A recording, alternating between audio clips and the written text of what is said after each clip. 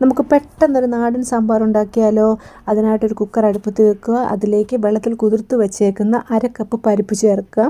ഈ പരിപ്പിൻ്റെ കൂടെ തന്നെ ഒരു വലിയ തക്കാളി ചെറുതായിട്ട് അരിഞ്ഞതും കൂടി ഒന്ന് ചേർത്ത് കൊടുക്കുക. ആവശ്യത്തിന് ഉപ്പ് ചേർക്കുക. എന്നിട്ട് ഇത് മൂടി കിടക്കാത്ത രീതിയിൽ കുറച്ച് വെള്ളം ഒഴിച്ച് നമുക്ക് കുക്കർ ഒന്ന് അടച്ച് ഒരു 3-4 വിസിൽ അടുപ്പിച്ച് വരെ ഒന്ന് വേവിച്ചെടുക്കാം.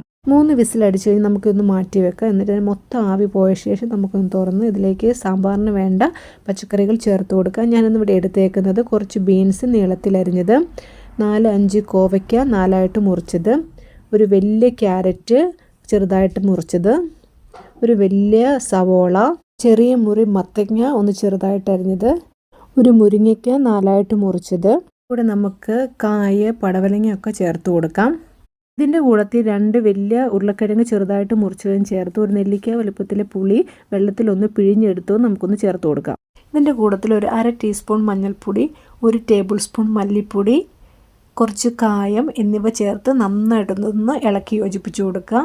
കുക്കറിൻ്റെ അടപ്പിട്ടൊന്ന് മൂടി ഒരു 3-4 വിസിൽ അടുപ്പിച്ച് നമുക്കൊന്ന് വേവിച്ചെടുക്കാം. ആവി മൊത്തം പോയ ശേഷം ഒന്ന് തുറന്ന് നോക്കിയാൽ നമ്മൾ സാമ്പാറിൻ്റെ കഷ്ണങ്ങളൊക്കെ നന്നായിട്ട് വെന്തിട്ടുണ്ടാകും. നമുക്ക് മറ്റു ചേരുവകളോട് ചേർത്ത് കൊടുക്കാം. ഇനി ഒരു പാൻ അടുപ്പത്ത് വെച്ച് അതിൽ കുറച്ച് എണ്ണ ഒഴുക്കി, എന്നിട്ട് ഇതിലേക്ക് വെണ്ടയ്ക്ക ചേർത്ത് കൊടുത്ത് നന്നായിട്ടൊന്ന് റോസ്റ്റ് ചെയ്ത ശേഷം അതും കൂടി ഒന്ന് സാമ്പാറിലേക്ക് ഇട്ട് കൊടുക്കുക. എന്നിട്ട് അതേ പാനിൽ തന്നെ കുറച്ച് വെളിച്ചെണ്ണയും കൂടി ഒഴിച്ച് അതിൽ 1/2 ടീസ്പൂൺ കടുക്, 1/2 ടീസ്പൂൺ ഉലുവ എന്നിവ ചേർത്തൊന്ന് പൊട്ടിച്ചെടുക്കുക. ഇത് നന്നായിട്ട് പൊട്ടി വരുമ്പോൾ ഇതിലേക്ക് 2-3 വറ്റൽമുളക് മുറിച്ചതും കൂടി നമുക്കൊന്ന് ചേർത്ത് കൊടുത്ത് നന്നായിട്ട് ഇളക്കാം. ഇത് രണ്ടും പൊട്ടി വരുമ്പോൾ നമുക്കിതിലേക്ക് 2-3 വറ്റൽമുളക് 2ആയിട്ട് മുറിച്ചത് ചേർത്ത് കൊടുക്കുക. ഒരു വലിയ സവാള അരിഞ്ഞത്, 3-4 ചെറിയുള്ളി അരിഞ്ഞതും കൂടി ചേർത്ത് നന്നായിട്ട് മൂപ്പിച്ചെടുക്കാം. കുറച്ച് കരിവേപ്പിലയും കൂടി ചേർത്ത് നന്നായിട്ട് ഇളക്കുക. ഇത് മൂത്ത് വരുമ്പോൾ ഇതിലേക്ക് 3 ടേബിൾ സ്പൂൺ സാമ്പാർ കൂടി ചേർത്ത് അതിൻ്റെ പച്ചമണം മാറുന്നവരെ ഒന്ന് ഇളക്കിയെടുക്കുക.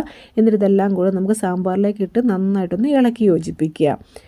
എന്നിട്ട് വീണ്ടും നന്നായിട്ട് തിളപ്പിച്ചാൽ നമ്മുടെ നാടൻ ടേസ്റ്റുള്ള സാമ്പാർ ഇവിടെ റെഡി ആയിട്ടുണ്ട്. ചോറിൻ്റെ കൂടെയും ദോശ ഇഡലിയുടെ കൂടെയൊക്കെ നല്ല ടേസ്റ്റാണ്.